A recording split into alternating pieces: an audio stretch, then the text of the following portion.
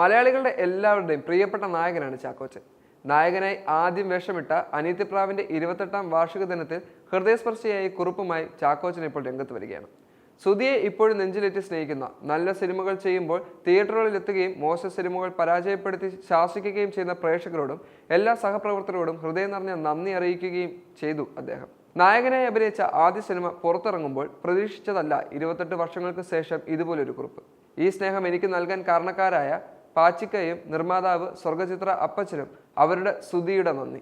സുധിയെ ഇപ്പോഴും നെഞ്ചിലേറ്റി സ്നേഹിക്കുന്ന, നല്ല സിനിമകൾ ചെയ്യുമ്പോൾ തിയേറ്ററിലെത്തുകയും മോശം സിനിമകളിൽ പരാജയപ്പെടുത്തി ശാസിക്കുകയും ചെയ്യുന്ന പ്രേക്ഷകരോടും സിനിമാ മേഖലയിലെ എൻ്റെ എല്ലാ സഹപ്രവർത്തകരോടും ഹൃദയം നിറഞ്ഞ നന്ദി, കുഞ്ചാക്കോ ബോബൻ ഫേസ്ബുക്കിൽ കുറിച്ചു.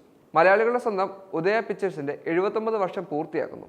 വിജയങ്ങളെക്കാൾ പരാജയങ്ങളുടെ കണക്കുകളെക്കുറിച്ച് വ്യക്തമായ ക്ലാരിറ്റി അറിയുകയും അനുഭവിക്കുകയും ചെയ്ത ഒരു കുടുംബമാണ് ഉദയ. വിണ്ണിലെ താരം എന്ന സങ്കല്പത്തിനേക്കാൾ മണ്ണിലെ മനുഷ്യനായി നിൽക്കാനുള്ള തിരിച്ചറിവും വിവേകവും പക്വതയും ആ പരാജയങ്ങൾ നൽകി.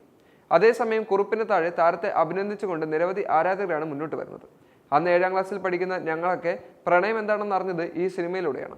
അന്നത്തെ ഈ സ്പ്ലെൻഡർ ബൈക്ക് പോകുമ്പോൾ നോക്കി നിൽക്കും. ഉള്ളത് പറഞ്ഞാൽ അന്നത്തെ ചേച്ചിമാരുടെ എല്ലാ പ്രാക്കും നിങ്ങളുടെ കല്യാണത്തിൻ്റെ അന്ന് നിങ്ങൾക്ക് കിട്ടിയിട്ടുണ്ട് എന്നാണ് ഒരു വ്യക്തി ഫേസ്ബുക്കിൽ കുറിച്ചത്.